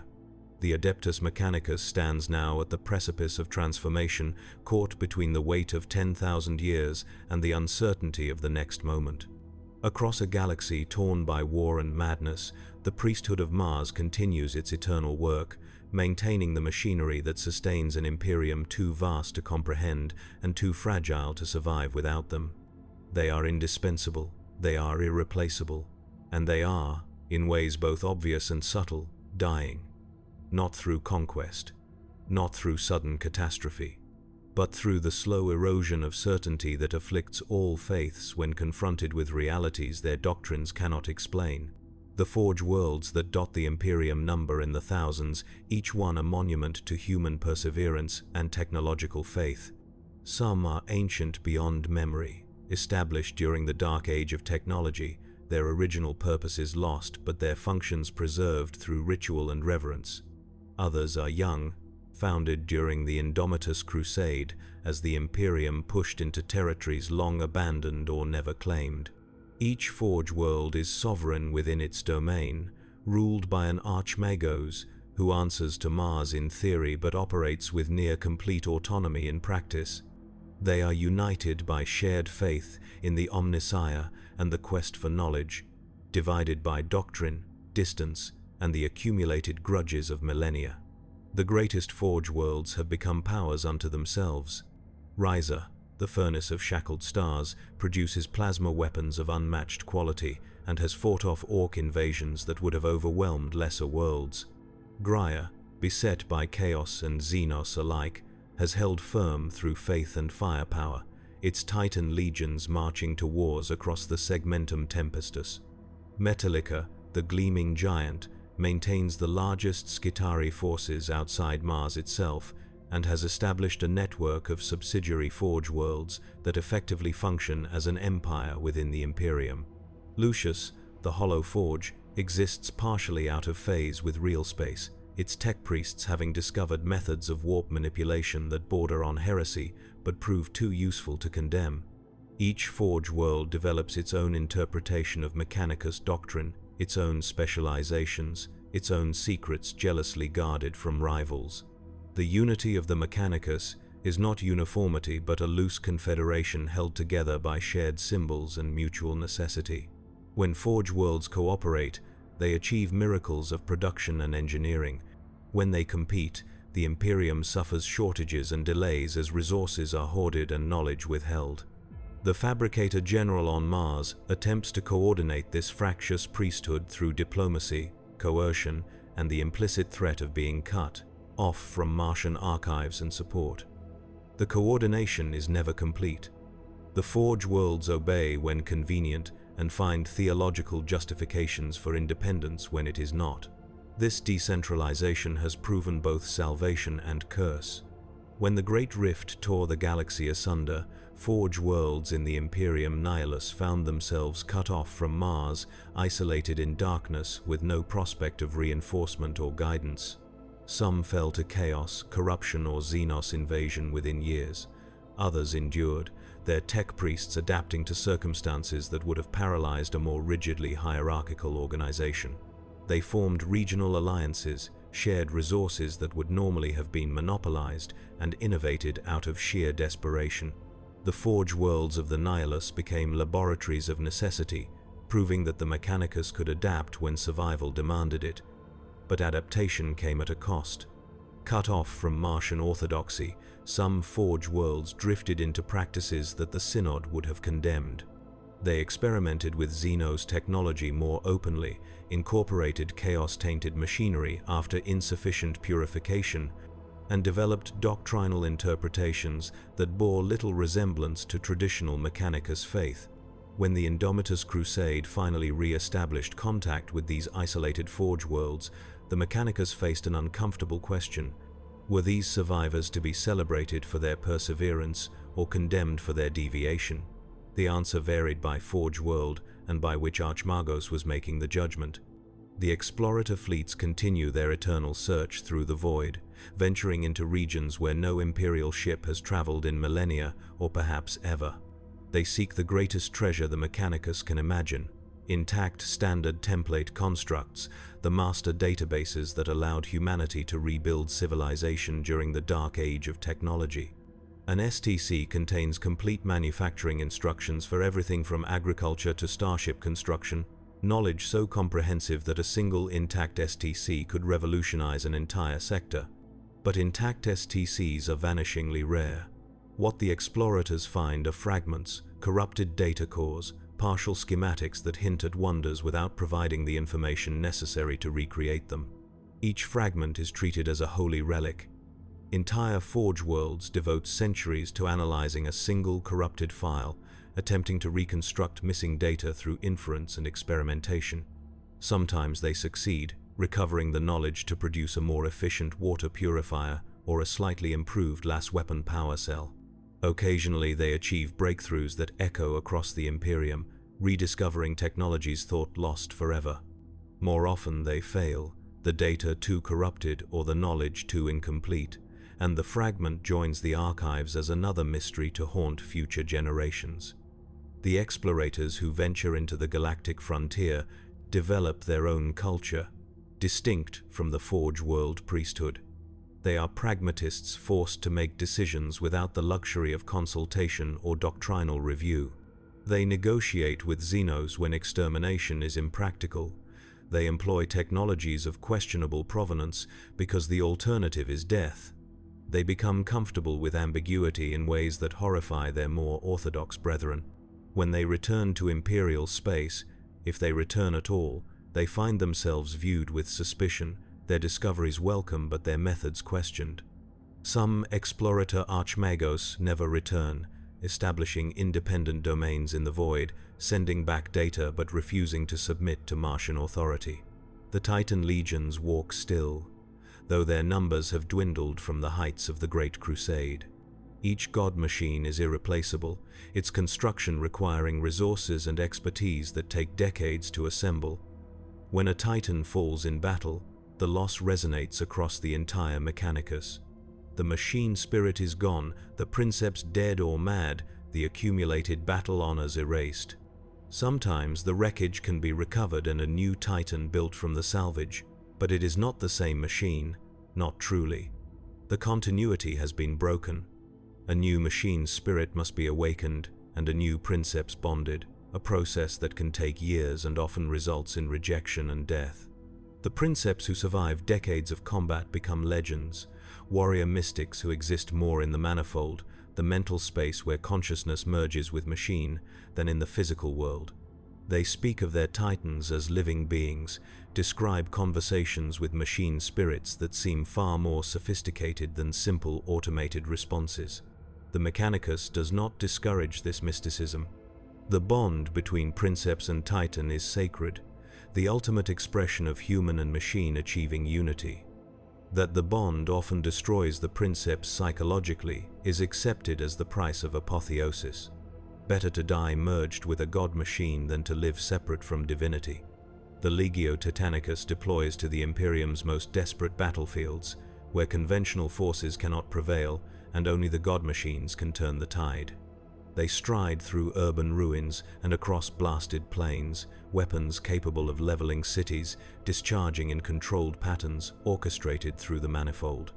When multiple titans walk in coordinated formation, their princeps minds linked, they become something more than the sum of their parts. A gestalt consciousness of human will and machine power that can outthink and outfight enemies who should, by all strategic logic, be victorious. The Titans are the Mechanicus' answer to the Imperium's enemies, proof that faith in the machine god translates to battlefield supremacy. But the enemies multiply faster than Titans can be built. The Necrons have awakened across the galaxy, ancient Xenos who once ruled the stars and now seek to reclaim their dominion. Their technology operates on principles that mock everything the Mechanicus believes about the universe. They manipulate physics at the quantum level, create weapons that erase matter from existence, and command forces that seem to violate causality itself. Worse, their constructs are clearly technological, clearly designed by intelligent minds, and clearly superior to anything the Imperium can field. This presents a theological crisis for the Mechanicus. If the machine god guides humanity toward technological enlightenment, how can Xenos achieve greater heights? If the quest for knowledge is sacred, what does it mean that aliens possess knowledge humanity has never achieved? The orthodox answer is that Necron technology is abomination, that it relies on principles fundamentally antithetical to the machine god's will, and that attempting to study it invites corruption. The radical answer is that knowledge is knowledge regardless of its source, that understanding Necron technology is essential to defeating them, and that the machine god's will encompasses all technological truth, whether created by human or Xenos hands. This debate plays out across battlefields where Necron forces annihilate Mechanicus armies, where Forge worlds fall to invasions that conventional doctrine cannot counter, where tech priests die clutching weapons that prove useless against enemies who can phase out of reality or regenerate from total destruction. Some archmagos have begun secret research programs studying captured Necron artifacts despite the prohibition against Xenos technology. They justify this as military necessity, as understanding the enemy's capabilities, as recovering knowledge that might have originated with humanity during the dark age of technology and was merely stolen by the Necrons. The justifications are transparent sophistry, but the research continues because the alternative is accepting technological inferiority to Xenos, a concession the Mechanicus cannot make without undermining the foundation of their faith. The Tyranids present a different horror. They are not technological but biological, yet their capacity for adaptation and optimization suggests an intelligence that rivals the machine god's own perfection. Tyranid organisms evolve in real time, developing resistances to weapons between battles, creating new bioforms to counter specific threats. They consume Forge worlds entirely, stripping them of all biological and mineral resources, leaving behind lifeless rocks. The Mechanicus has developed specialized weapons against Tyranid invasions. Phosphex that burns biological matter, rad weapons that poison genetic material, graviton crushers that pulp organic tissue. But the Tyranids adapt. They develop resistances. They create bioforms that can breach void shields and tear apart titans. They are evolution weaponized, and evolution does not tire or retreat or accept defeat. Some tech priests have proposed studying Tyranid adaptation mechanisms, attempting to understand the genetic algorithms that allow such rapid evolution. The proposals are immediately rejected as tech heresy of the highest order. The Tyranids are Xenos' filth, abominations to be destroyed, not studied. To examine their genetic structure with anything beyond destructive intent is to flirt with biological corruption. The Mechanicus will not compromise their purity by touching the alien, even in pursuit of knowledge that might save Forge worlds. This is orthodoxy, Some knowledge is too dangerous to pursue, some questions too heretical to ask. But orthodoxy has never prevented the curious from investigating privately. The forces of chaos present the greatest threat because they offer what the Mechanicus most desires: knowledge without limit, innovation without restriction, power without oversight. The Dark Mechanicum, those who fled to the Eye of Terror during the heresy, have had 10,000 years to pursue their research in an environment where the laws of physics are negotiable and ethical constraints non-existent. They have created weapons that should not function, fused demons with machines in ways that produce entities of terrifying capability, and achieved understanding of technologies the loyal Mechanicus can barely theorize about. When the Dark Mechanicum emerges from the warp to raid Forge worlds or support chaos invasions, they bring with them proof that heresy is rewarded with power. The loyal Mechanicus cannot match Dark Mechanicum innovations through orthodox means. Scrap code, malicious data entities imbued with warp energy, infiltrates even the most secure noosphere networks. Daemon engines, abominations that blend metal and warp flesh, destroy titans through means no conventional weapon can counter. The Dark Mechanicum has access to the same archives the loyal Mechanicus possesses, plus 10,000 years of experimental results, unconstrained by morality or safety protocols. They are what the Mechanicus could become if it abandoned all restrictions, and they are winning through methods the loyal priesthood refuses to contemplate. This creates a terrible temptation. In moments of desperation, when a Forge world faces imminent destruction, when a Titan legion is being annihilated by Daemon engines, when conventional weapons prove useless against enemies who laugh at physics, some tech priests consider whether a small compromise might be acceptable. Perhaps a minor warp-based enhancement to weapons, carefully controlled and purified through ritual. Perhaps limited study of captured Dark Mechanicum technology to understand the enemy's capabilities.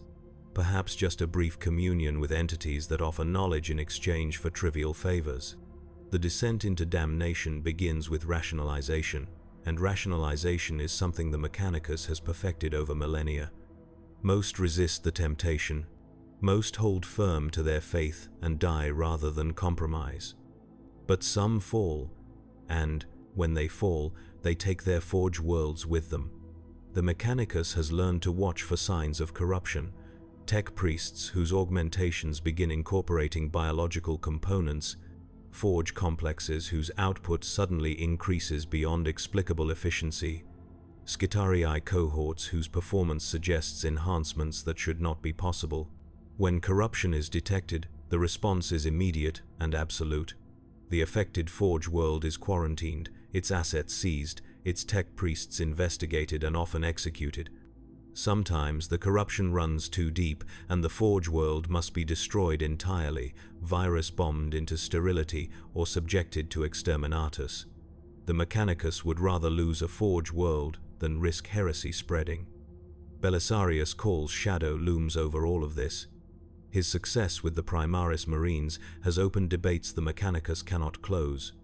If improvement to the Emperor's gene work is acceptable, what else becomes possible? Caul himself continues to push boundaries. His latest projects, including attempts to interface human consciousness directly with the warp, create AI that can think without achieving true sapience, and reverse engineer Necron resurrection protocols. Each project horrifies the orthodox factions while fascinating the radicals. Caul operates with impunity because Guilliman protects him, and the Imperium needs his innovations. But his protection is not infinite. If Guilliman falls, if political circumstances change, if Caul produces something that even the radicals cannot defend, he will be cast down and his works condemned. Until then, he represents possibility. The Mechanicus can point to Caul and argue that innovation need not lead to damnation, that progress is achievable within faith's boundaries, that the quest for knowledge can advance rather than merely recover. Or they can point to Caul and argue that he proves innovation's dangers, that his success is statistical aberration rather than replicable model, that allowing his methods to spread will inevitably produce another schism. Both arguments are made simultaneously across the noosphere, neither convincing the other, the debate generating more heat than light. The Forge worlds continue their work regardless of theological disputes. Weapons must be manufactured, ships must be built, Titan legions must be supplied. The Imperium's wars consume material at rates that strain even the Mechanicus's vast production capacity. Forge worlds operate at maximum output for centuries without pause, their tech priests pushing machinery beyond design tolerances, their Skitarii dying to protect production schedules. The quest for knowledge has become, in practice, the quest for sufficient production to keep the Imperium functioning one more day. It is not glorious. It is not inspiring. It is survival through industrial supremacy, the reduction of sacred truth to logistical necessity. Some tech priests find meaning in this grinding work. They see the production of each lasgun or starship component as an act of devotion, the maintenance of machinery as prayer made manifest. They understand that the Imperium survives because they perform their duties without deviation or complaint. The machine god does not require grand gestures or dramatic revelations. The machine god requires that machines function, that production continues, that the faithful attend to their responsibilities with perfect precision. This is a faith grounded in routine, sanctifying the mundane through repetition and reverence. Others find this reduction unbearable. They joined the Mechanicus to pursue the quest for knowledge, to unlock mysteries and discover truths hidden since the dark age of technology. Instead, they spend centuries supervising the production of identical bolter rounds according to patterns millennia old, troubleshooting machinery that breaks down from overuse, filling out requisition forms and negotiating supply chains. The quest has become paperwork. Mystery has become logistics. They grow bitter or numb, their augmentations suppressing emotions they can no longer afford to feel. Some request transfer to explorator fleets or research stations where the work might still hold meaning. Others simply continue, their faith eroded by routine but their duty undiminished. The Adeptus Mechanicus remains humanity's greatest repository of technological knowledge and its most profound mystery. They maintain the infrastructure that makes interstellar civilization possible, the void ships that cross the warp, the plasma reactors that power hive cities, the terraforming equipment that makes dead worlds habitable, the weapons that hold back the alien and the heretic. Without the Mechanicus, the Imperium would collapse within generations, perhaps within years. Every faction understands this. The Space Marines depend on Mechanicus support for their equipment and vehicles. The Imperial Guard would be armed with primitive firearms without Forge World production. The Imperial Navy requires Mechanicus shipyards for construction and repair. The Mechanicus has made itself indispensable, and indispensability is the ultimate political power. But indispensability is not invincibility. The Mechanicus bleeds resources in wars across the galaxy. Forge worlds fall to invasion or internal corruption. The knowledge base contracts as archives are destroyed, and tech priests die without passing on specialized expertise. The Mechanicus is not growing, it is managing decline with increasing desperation, holding on to what it possesses while watching the galaxy become more dangerous with each passing year. The production capacity that seems overwhelming is barely sufficient for the Imperium's needs. The technological sophistication that seems miraculous is a pale shadow of what humanity once achieved. The Mechanicus stands atop the ruins of a greater age, preserving fragments while pretending they represent the whole. And beneath the politics and theology, beneath the debates about innovation and orthodoxy, a question whispers through the noosphere that no archmagos can fully silence. What if the machine god is not what they believe? What if the faith that has sustained them for 10,000 years is a beautiful lie? A construction built from desperation during the age of strife, a mythology that gave meaning to preservation but points toward no ultimate truth? What if the quest for knowledge has no destination because there is no divine intelligence waiting to reward the faithful, only an uncaring universe that will consume them regardless of devotion? These doubts are heresy of the deepest sort. To question the machine god's existence is to undermine the foundation of Mechanicus identity. tech priests who voice such doubts are subjected to mental conditioning or lobotomized and converted to servitors. The doubt must be suppressed because acknowledging it would render everything meaningless. If the machine god is not real, then the quest is futile, the rituals are empty performance, and the priesthood has sacrificed everything for a delusion. This possibility cannot be contemplated. It must not be true. So the Mechanicus continues, their faith maintained through willful certainty and deliberate blindness, their work sustained by the need to believe that work has purpose. They pray to a God who may or may not exist, pursue knowledge that may or may not lead to enlightenment, serve an Imperium that uses them as tools while fearing them as potential threats. They are trapped between the past they cannot escape and a future they dare not imagine, maintaining machines that keep civilization functioning while their own mechanisms slowly, inexorably fail. The Forge worlds burn. The prayers continue in binary and Gothic. The Titan legions march to wars they cannot win but must fight regardless. The explorator fleets venture into darkness seeking treasures that may not exist. The tech priests augment their flesh with machinery, replacing humanity with metal piece by piece, chasing apotheosis through transformation that never quite achieves divinity. They are becoming what they worship, turning themselves into machines in hope that machines are closer to the God they serve. And perhaps they are right. Perhaps the machine god watches from beyond comprehension, pleased with the devotion of his priesthood, waiting for the moment when they finally complete the quest and achieve the understanding that will unlock technological transcendence. Perhaps every prayer is heard, every ritual acknowledged, every sacrifice noted and rewarded in ways the faithful cannot yet perceive. Perhaps the Mechanicus stands on the threshold of revelation that will justify 10,000 years of faith and labor. Or perhaps they pray to silence, work for nothing, and die in service to an empire that will crumble regardless of their efforts. Perhaps the universe offers no rewards for faith, no transcendence for devotion, no meaning beyond what they create through shared delusion. Perhaps the machine god is dead, or never existed, or exists but does not care.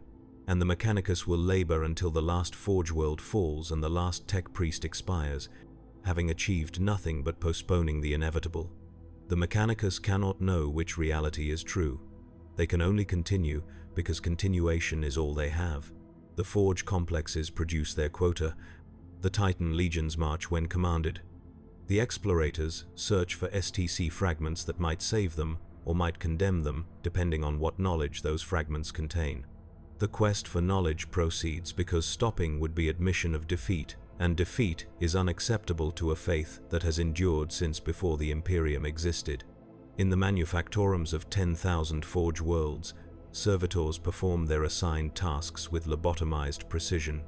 Tech priests monitor production lines, their augmetic senses detecting deviations measured in microns, their faith expressed through attention to detail no unaugmented human could achieve. Skitari stand guard over installations that must not fall, their wetware consciousness accepting orders without question or doubt. Archmagos deliberate in sealed councils, arguing over resource allocation and doctrinal interpretation, making decisions that will affect trillions of lives and never knowing if they chose correctly. And above it all, on Mars, in the Forge complexes that have stood for 10 millennia, the Fabricator General offers prayers to the Omnissiah, petitions the machine god for wisdom, and signs orders that will determine the fate of the Mechanicus for decades to come. He does not know if his prayers are heard. He does not know if his decisions are wise. He knows only that the work must continue, that the machinery of civilization must be maintained, that faith requires continuation even in the absence of certainty. The Adeptus Mechanicus endures because endurance is what they were built to do. They are the priesthood of function over form, of survival over enlightenment, of duty discharged regardless of whether duty serves any ultimate purpose. They maintain the Imperium's machinery because machinery must be maintained. They pursue the quest for knowledge because the quest gives meaning to existence. They worship the machine god because worship provides structure to chaos. They stand at the edge of apotheosis and have stood there for 10,000 years, never quite achieving transcendence, never quite falling into oblivion. They are humanity's last grasp at technological salvation in a galaxy that has forgotten what salvation means.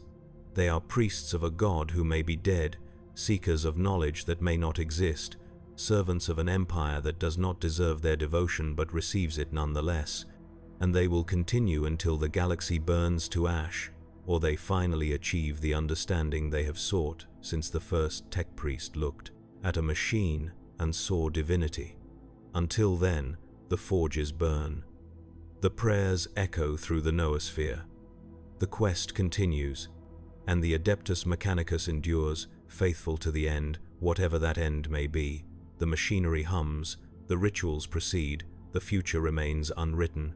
The Omnissiah watches, or does not watch, as the faithful have always believed he would.